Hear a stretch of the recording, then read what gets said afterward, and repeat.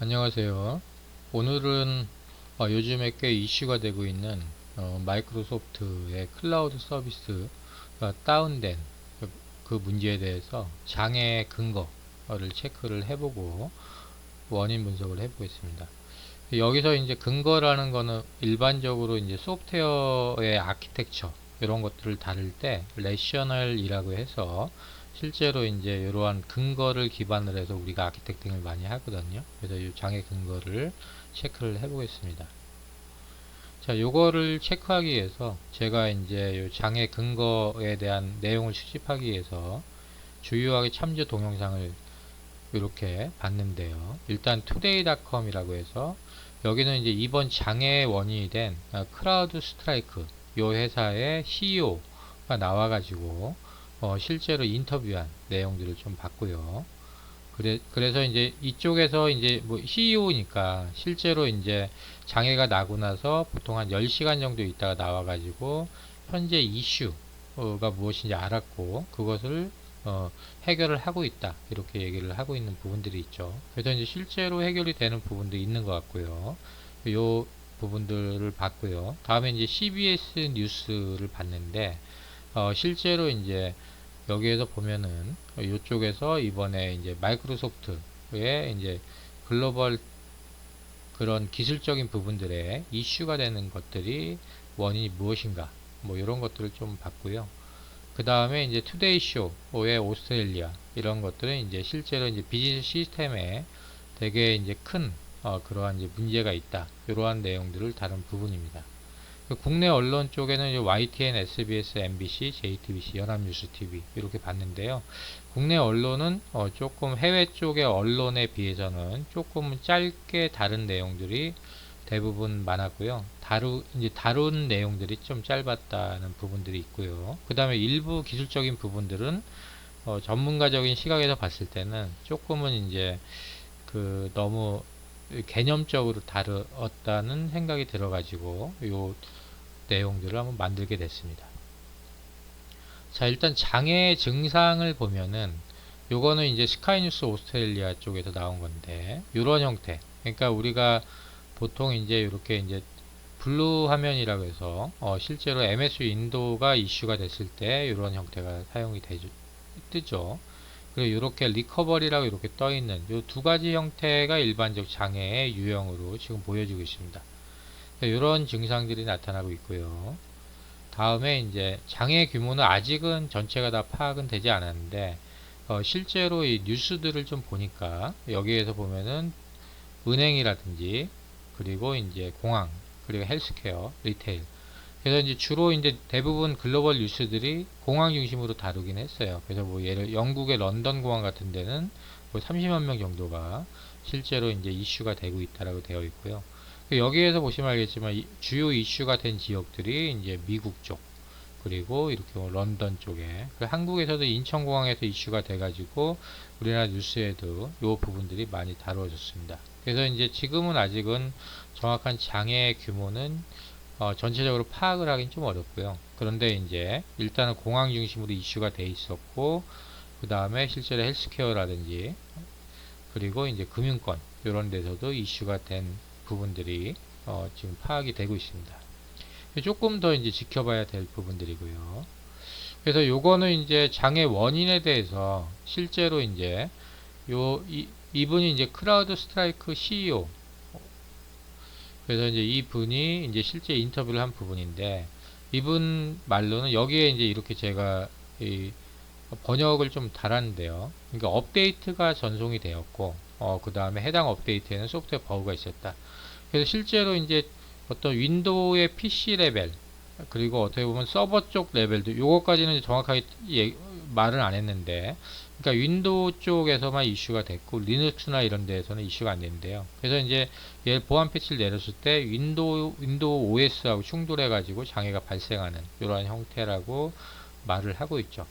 그래서 이제 여기에서 지금 고쳐나가고 있다라는 것들은 일반적으로 패치가 내려가서 어떤 버전의 패치가 내려가서 이슈가 생기면은 바로 전 버전으로 다시 패치를 내려갖고 고치는 형태가 가지고 가는데 이번에 이 이슈가 되게 클 수밖에 없었던 게 실제로 OS하고 충돌이 나는 부분들이 꽤 있었던 것 같아요. 그래서 이제 OS하고 충돌이 났다는 거는 기본적으로 OS는 컴퓨터를 켜기 위해서 구동이 돼야 되는 부분인데, 예를 들어 어플리케이션 충돌하고 좀 다른 게 OS가 이제 충돌이 나면은 아예 컴퓨터 켜지지 않는 거죠. 그래서 이제 조금 더 복잡한 상황이 벌어질 수가 있는 부분이라고 보면 될 것 같아요.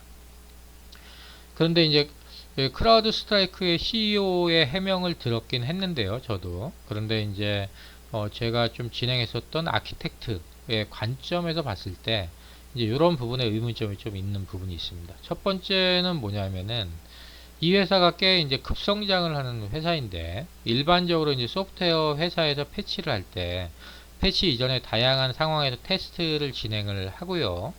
그렇기 때문에 이제 기존 패치가 아마 문제가 없었다고 하면은 내부의 테스트 프로세스가 이제 어느 정도 안정성이 있다라고 보여지는 건데요. 근데 이번에 이제 본인이 인터뷰에서 패치 버전의 버그가 나왔다라고 얘기했는데 이게 진짜 맞는 건지 이 부분은 좀 의문스럽고요. 그리고 만일에 이 확률이 발생이 됐을 경우에는 테스트 프로세스의 강화가 필요한데, 예를 들어 갖고 이제 국내 금융권이나 은행이나 이런 데서 많이 사용하는 건데, 실제로 오픈을 하기 전에 스테이징 시스템이라고 해서 실제의 환경하고 똑같이 만들어 갖고 여기서 계속 테스트를 해보고 그 다음에 이제 실제로 이제 고객들한테 오픈하는 형태로 시스템이 넘어가거든요. 그래서 테스트 프로세스에 스테이징 시스템이나 이런 게 없었는지 이게 되게 큰 의문이고요. 그 다음에 이제 실제 환경에서 모의 테스트 강화이니까 결국에는 이런 스테이징 시스템을 실환경으로 만들어 놓고 다양한 형태의 그런 모의 테스트가 필요하겠죠. 만약에 CEO의 해명이 맞다면 테스트 프로세스의 강화가 필요할 것 같고요. 제가 보기에는 이제 이런 형태의 어이없는 실수도 많은데, 패치 버전을 배포를 할 때 테스트를 다 해놓고 직원이 실수에 의해서 이제 최종 테스트 버전이 아닌 테스트가 덜 된 버전이 배포되었을 경우도 있거든요. 그래서 이제 이런 경우에는 단순한 조작 실수, 그러니까 사람이 과로하거나 이럴 때 조작 실수를 가끔 하는데 이러한 경우일 수도 있어서 이건 좀 살펴봐야 될 부분이라고 보면 될 것 같아요. 다음에 요러한 그런 사건들이 그럼 어떤 영향을 미쳤나 보면은, 미국의 그런 주가를 보면은 클라우드 스트라이크란 주가는 뭐 거의 20% 가까이 떨어졌다가 만회를 해서 11.2% 급락을 했다고 하고요. 그 다음에 MS는 생각보다는 이제 공급망 쪽 관리니까 크게 영향은 없었고요.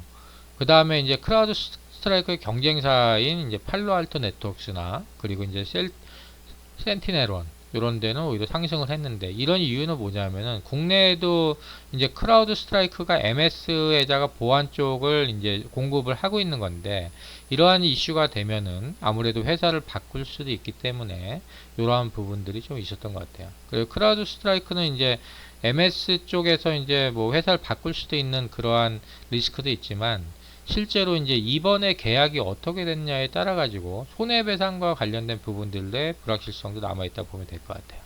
이 부분들을 보면은 테슬라에서도 이제 일론 머스크가 일부 생산 라인 중단이 됐다고 얘기하고 있고요. 그 다음에 이제 이쪽에서는 이제 실제로 피해액을 좀 이제 산정을 해봐야 되겠지만, 뭐 항공이라든지 금융, 공공, 의료 이런 분야에서 이제 다양한 피해가 발생된 것으로 예상이 되고요.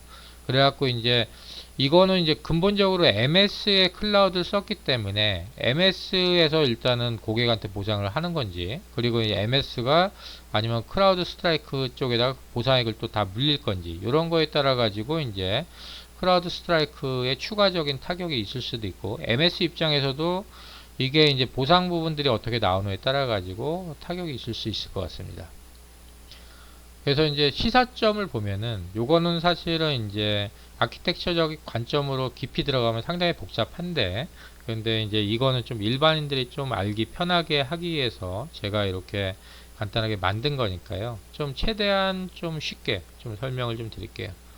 일단은 제 생각에는 AI 시대 초입에 본 사태가 생겨나서 어떻게 보면 다행으로 생각이 되는데, 이유는 이제 지금 어떻게 보면 클라우드 센터로 모든 서비스들이 통합돼서 모이는 형태로 지금 전 세계적으로 가고 있거든요. 그래서 이번에도 보면은 뭐 항공 쪽에서도 그렇지만 의료나 이런 상당히 많은 기업들이 실제로 이 서비스에 문제가 생겼잖아요. 그래서 이제 이런 부분들이 앞으로 이제 AI 발달하고 그다 이제 이걸로 인해 갖고 로봇이나 자율주행 자동차 이런 것들이 결국은 클라우드 센터 내의 주요 소프트웨어 서비스하고 서로 이제 결합이 돼 가지고 인류한테 이제 뭔가 액션을 제공을 하는 상황이 일반화될 것으로 예상이 되는데요. 이번에도 이제 공항에 있는 사람들이 제때 비행기를 못 타거나 그리고 이제 뭐 여행을 못 가거나 아니면 집으로 못 들어가거나 이런 것들에 로 인해서 부수적인 피해들이 꽤 많은 걸로 알고 있거든요. 그런데 이제 지금의 피해보다는 이렇게 이제 로봇이나 자율주행 자동차를 우리가 자주 이용할 때 만약에 이러한 이번과 같은 이슈가 생기면은 그건 훨씬 더 큰 문제가 될 수도 있겠죠. 그래서 현재의 이제 글로벌 탑3 클라우드 기업인 이제 아마존의 AWS 그리고 MS 이번에 사고 난 MS 애저 그리고 구글의 이제 GCP 구글 클라우드 플랫폼 얘네들이 약 67%인데 아마존의 AWS가 31%, MS 애저가 25%, 구글 클라우드가 11% 이렇게 시장 지배력을 보이고 있는데 실제로 이러한 대형 서비스 기업에서 이슈가 생겼을 때 엄청나게 큰 문제가 추가적으로 날 수 있다는 걸 이번에 되게 보여준 것 같아요. 그래서 이제 이 부분은 뭐냐면 기존의 언프레미스 환경, 이 언프레미스라는 게 뭐냐면 기존의 전산실, 뭐 예를 들어 그 은행이면은 A은행의 전산실, B은행은 B은행 전산실 이런 데에 있는 서버들이 지금 다 클라우드로 전환이 되고 있거든요. 특히 이제 뭐 클라우드 전환의 대명사가 어디냐면 넷플릭스입니다. 그래서 넷플릭스가 AWS를 쓰고 있는데 이런 것처럼 전 세계 서비스나 이런 걸 할 때 상당히 유리한 조건들이 있기 때문에 이런 식으로 전환이 되고 있고 그리고 이제 실제로 산업적으로 보면 공공이나 금융은 좀 늦게 가지만 유통 같은데 이런 경우에는 탄력성이 실제로 이제 커스터머가 이제 들어오는 시스템에 들어오는 탄력성이 높은 경우에는 클라우드 전환이 되게 빠르게 이루어지고 있는데요. 이러한 부분에서 이제 확대되는 이유가 주요 기업이 이제 시스템의 신뢰성 그래서 이제 신뢰성 보증하고 인프라 구축의 효율성 이런 다양한 이슈를 해결하기 위해서 클라우드 아키텍처로 전환을 하고 있는 상황입니다. 약간 이제 구체적으로 말씀드리면은 소프트웨어의 퀄리티 이런 것들은 ISO 25010이라고 해서 그쪽에 이제 소프트웨어 퀄리티의 요소들을 꽤 많이 정의를 하고 있거든요. 주특성이 뭐 한 8가지. 그래서 우리나라의 이제 소프트웨어 인증인 GS 인증도 거의 비슷하게 가고 있는데요. 그래서 이제 거기에 있는 주요한 소프트웨어 요소들에 대해서 서포트를 많이 해줄 수 있는 부분들이 클라우드에 꽤 잘 돼 있어요. 그래서 이제 클라우드 전환이 되게 많이 이루어지고 있는 상황인데, 이번에 사태를 이렇게 보면서, 이제 어떻게 보면은 이제 이 관련된 클라우드를 이용을 한다고 하더라도 아키텍처적인 변화가, 그러니까 돈이 좀 들더라도 어떻게 보면은 앞으로의 이런 로봇, 자율주행 자동차, 이런 것들을 서비스로 가져가기 위해서는 이러한 이제 많은 영향을 주는 주요한 서비스의 경우에는 이제 퍼블릭 클라우드 서비스를 이용할 경우에 이 퍼블릭 클라우드가 이렇게 아마존, MS 애저, 구글 우리나라는 뭐 KT나 삼성 이런 데도 퍼블릭 클라우드 하니까요. 이런 형태인데 아키텍처 형태를 멀티벤더 서비스 및 멀티벤더 액티브 백업 체계 구축 이런 것들이 필요할 것 같다. 이거는 무슨 얘기냐면요. AWS 같은 경우에도 국내에도 이렇게 리전이라고 하는데 국내에도 센터가 있지만 일본에도 있고 뭐 싱가포르에도 있고 미국에도 있거든요.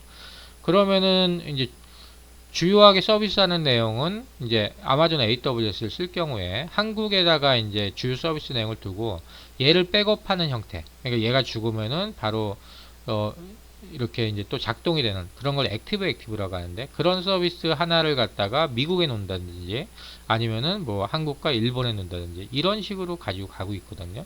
근데 이제 이런 것들을 갖다가 어떻게 보면은 지금 이번 일을 계기로 한다면 만약에 MS에다가 하나를 놓고 그 다음에 액티브로 하나를 뭐 구글에다 넣었다. 그런 경우에는 이번에 이쪽에서 이제 이쪽에 이슈가 되면은 얘는 살아서 움직일 수가 있으니까요. 그래서 이렇게 되면은 아무래도 지금 현재 상황에서는 분명히 이제 비용적으로 더 들어갈 거고요. 그 다음에 아마도 주요한 클라우드 벤더들이 이렇게 이제 실제로 벤더들끼리 멀티 벤더 형태로 이렇게 가져갈 수 있는 형태의 서비스를 제공하는지는 그거는 좀 살펴봐야 될 것 같아요. 그런데 이제 이번과 같은 부분들을 구조적으로 막을 수 있는 부분들이 그런 부분이라고 보여지고요. 아니면은 이제 금융권에서 국내 및 이제 해외 이제 북미나 이쪽 금융권에서 이제 주로 사용하고 있는 퍼블릭, 그러니까 이런 게 이제 일반적으로 쓰는 거고요. 프라이빗 클라우드는 자체적으로 만드는 거거든요. 우리나라도 이제 공공기관의 뭐 정부 클라우드 센터 이런 것들은 프라이빗 클라우드인데, 이렇게 해서 이제 퍼블릭하고 프라이빗 클라우드가 결합된 하이브리드 클라우드, 이거는 이제 지금도 나와 있긴 하지만 이런 형태를 좀 고려를 할 필요성이 있을 것 같고요. 그 다음에 이제 프라이빗 클라우드, 아예 이제 퍼블릭 클라우드보다는 자체적으로 프라이빗 클라우드를 가지고 가는 형태를 또 고려해 볼 필요도 있을 것 같아요.